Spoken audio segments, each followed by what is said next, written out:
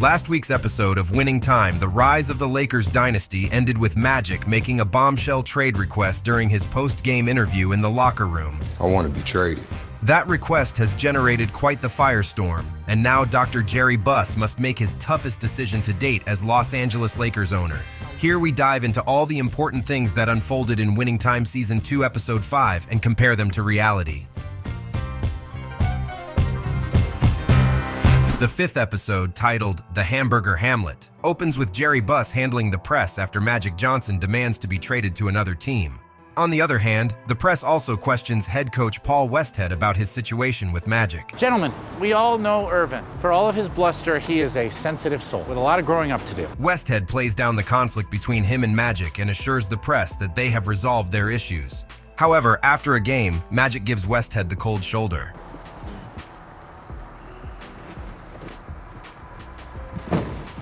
Y'all thought I was backing down? I meant what I said. Buss meets Jerry West to discuss solutions to the issue between Magic and Westhead. West suggests firing the head coach, but Buss keeps with his mindset from episode 4. No, we're not changing fucking coaches again mid-season. And once again is against the idea. We're not firing another fucking coach, guys. After returning to Los Angeles, Westhead spends time with his family, who are concerned about the bad press caused by the issue with Magic. So everything's okay with Magic? Everything is fine. You talked to him? Not yet. Westhead's daughter encourages him to speak with Magic and resolve the situation or risk getting fired. Dad, Yes. you're gonna get fired. Welcome to the Hamlet. He's gonna have the chicken. And reassures his family the situation is under control. They don't pay me what they pay me just to kick me to the curb. Okay, this will all get sorted out. Westhead arrives at the Lakers' office to meet with Buss. However, Buss is already in a meeting with Magic.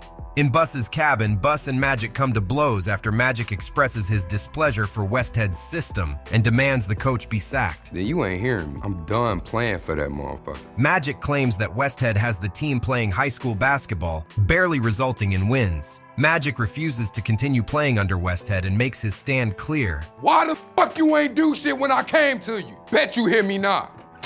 After meeting Magic, Buss meets Westhead and tells the coach he is fired. We're letting you go, Paul. It's a team you're no longer a part of. You're making a big mistake. Westhead argues with Buss and remarks that a player should not have so much control over the team's admin decisions. However, Buss reaffirms that it is solely his decision to fire the head coach. This is his handiwork. He is forcing your hand. Me. This is me, Paul. This is my team. While Winning Time really points the finger at Magic Johnson for essentially forcing Jerry Buss's hand in the firing of Paul Westhead, the star Laker was not the sole reason behind the decision to let Westhead go only 13 games into the 1981-82 season.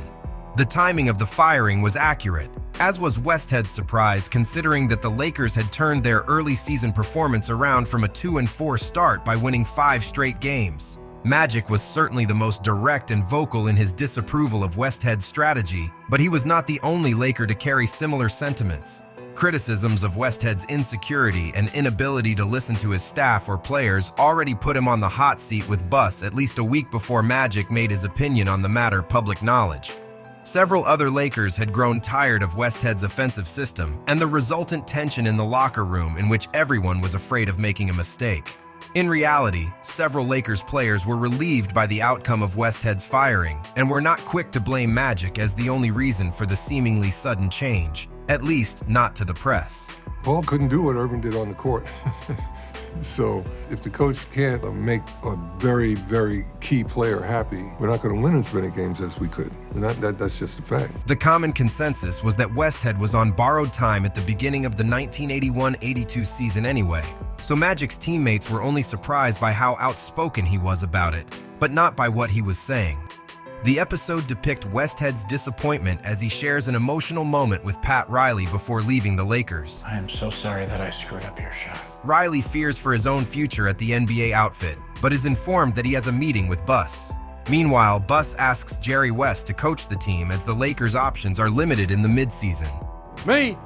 Oh, no, it's a big fucking no, hell no. However, West refuses and suggests appointing Riley as the head coach. You got your guy? Our guy, the guy. I'm just the other guy. Which one of us is Him. the guy? During a press conference, Buss announces the Lakers have parted ways with Westhead. Buss announces West as the offensive captain, with Riley also serving as a coach. The announcement baffles the press, who demand clarification. Here's how the show documented the event against what's really took place in reality. I have appointed Jerry West Jerry West as offensive coach. as offensive captain for the team. Pat Riley will stay as coach for the Lakers. Pat Riley will stay on as coach. Does that mean head coach? No. First of all, I'd like to clear up one thing. I'd like to clear up one small matter first. I'm going to be working for Pat Riley. I will be working for Pat Riley. With and for Pat Riley. With and for. I feel in my heart that he is the head coach. Hopefully, that won't be too long range. Hopefully, my position here won't be a long-range position. Later, Dr. Buss explained the situation and cleared up the confusion caused by the mixed announcements. I offered Jerry West the job. After that, Jerry talked to Pat.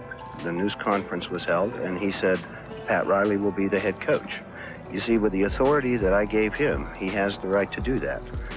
My feeling is, Jerry, you take this and you do what you think is right and what you think is best. The episode shifts to personal affairs and shows Jeannie Buss struggling with her father's decision to marry Honey.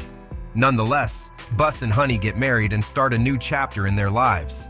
At the same time, the Lakers begin a brand new chapter with Riley at the helm.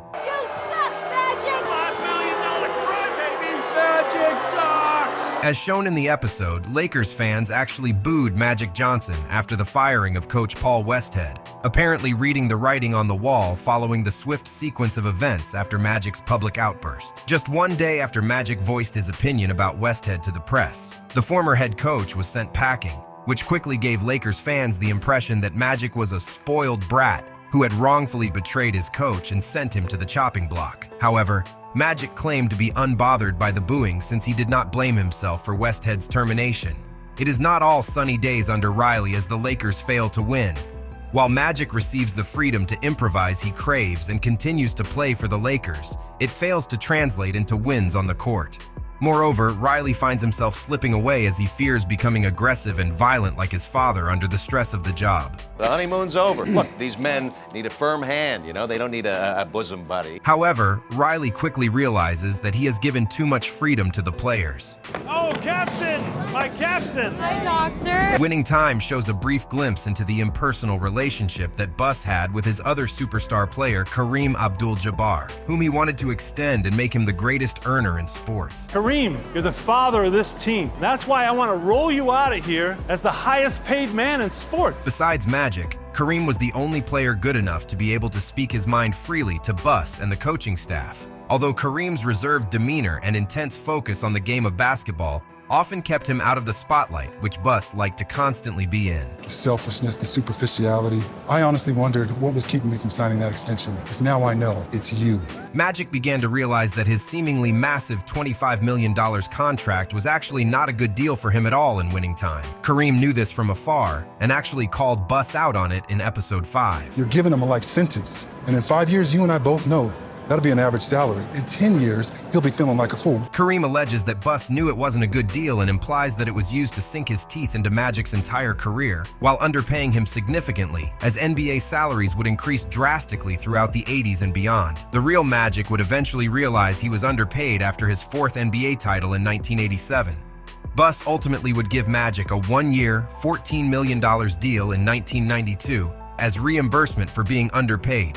In the episode's final moments, Riley is frustrated at his team's performance at halftime. The players have been blaming each other for their shortcomings on the court, and Riley has not addressed their issues. Silk ain't helping out on defense. Can you talk to him?